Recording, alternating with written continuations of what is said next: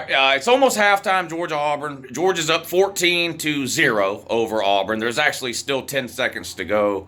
Auburn's got the ball deep in their own territory, second and third or 10 or something, but for no reason they called a timeout just to delay halftime and let the TV networks get more commercials in.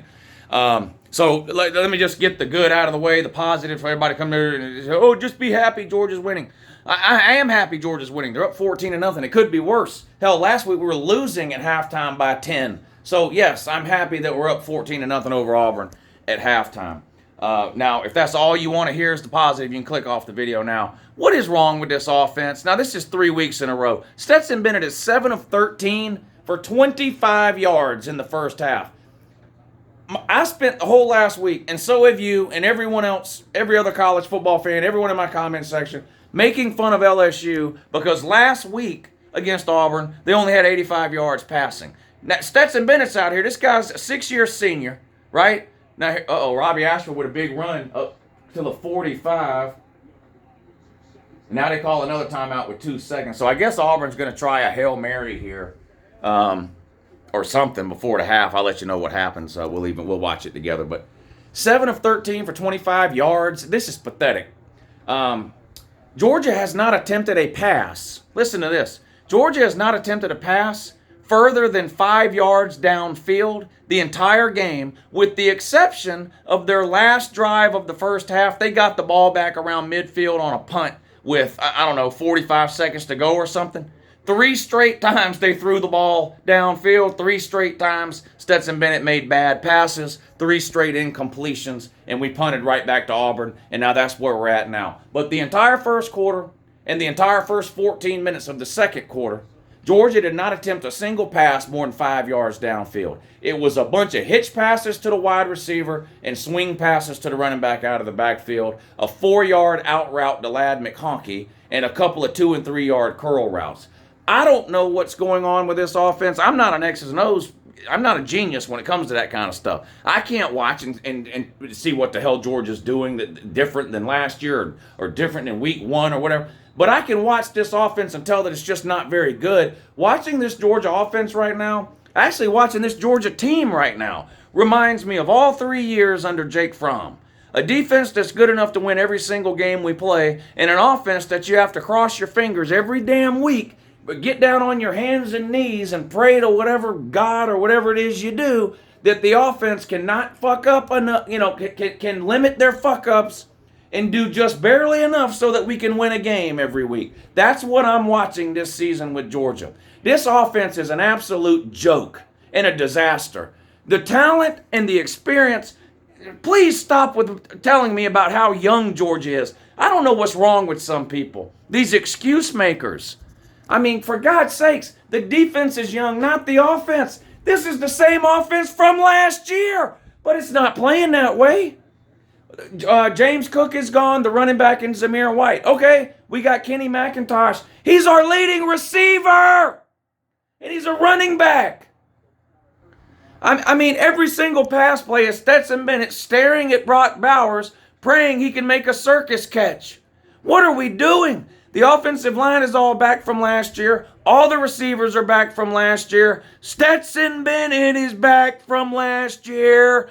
And for whatever reason, he's looked like absolute shit for now 3 games in a row. Kent State, Missouri, and now Auburn. I'm glad we're winning 14-0. And Georgia's not going to lose this game. This isn't the feeling I had last week where I felt it in the second quarter and even at halftime that Georgia had a legitimate chance at losing. That's not going to happen. Auburn's absolutely horrible. Their coach is a dead man walking. He's living on borrowed time. They're a terrible team. I don't have any doubt Georgia's going to go on to win this game. We're up 14-0. Hell, we may end up covering. 2 more touchdowns and a field goal and we're covering. So who knows? But this offense is frustrating. It's frustrating. Third and 8, and we throw a swing pass to a running back 5 yards behind the line. All we're doing, our entire offense consists of this. Get the ball as quickly as possible to anybody we can, and then pray to God that they can make 11 defenders miss and gain some yards. That's it.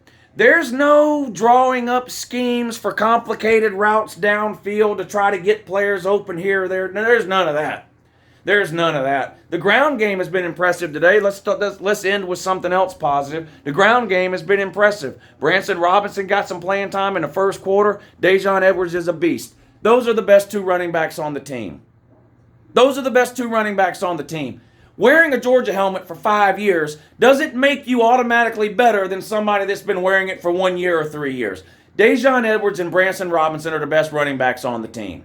I don't have a problem with McIntosh and Milton playing, but the order needs to be swapped. Dejon Edwards and Branson Robinson need to be playing in the first half of these games, and maybe let Kenny McIntosh play in third down passing situations because he's good out of the backfield catching the ball. But in terms of running the ball, just pure running back, Branson Robinson and Dejon Edwards are just better than Kenny McIntosh and Kendall Milton. So let's get the right people in the game. Let's play the most talented players. And notice I haven't said one word about benching Stetson Bennett or bringing in Carson. I haven't said anything about that. I'm just telling you Stetson Bennett has played like shit for 3 weeks in a row. And today he's completing 50% of his passes for 25 fucking yards in an entire half of football.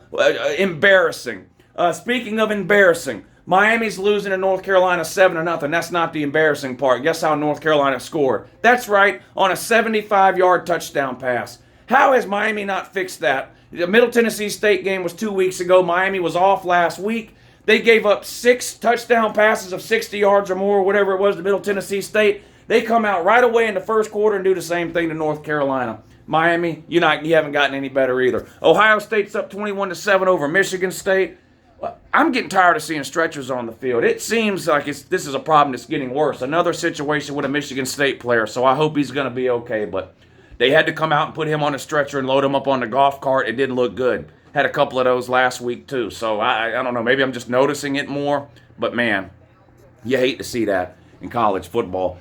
Something that might be the game of the day that not nearly enough people are paying attention to, Utah and UCLA. UCLA's up 14-10 over Utah at halftime.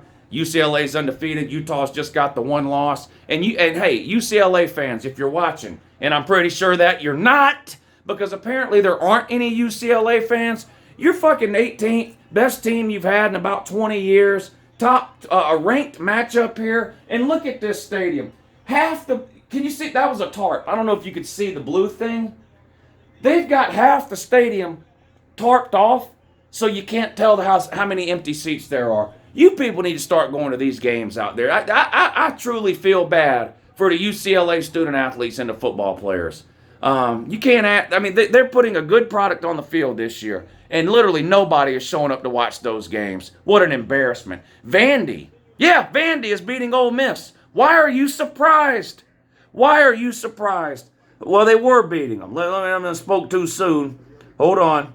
Yeah, Vandy is beating Ole Miss 13-10. Why are you surprised? Vandy's in the SEC East, dummy. The SEC East is just miles better than the West. Did you see what Tennessee did to LSU? Do you see what Georgia's doing to Auburn? Do you see what Vandy? Ole Miss is the second best team in the West?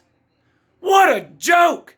What a joke. You know, if the fans want to boycott and not go to games, they're doing it wrong. Go to the UCLA games. They deserve to be watched. You know what doesn't deserve to be watched? The SEC West. It's an abomination. The SEC West is so much, or the East is, the SEC East is so much better than the SEC West. I'm surprised I have to still get on here and explain it to you.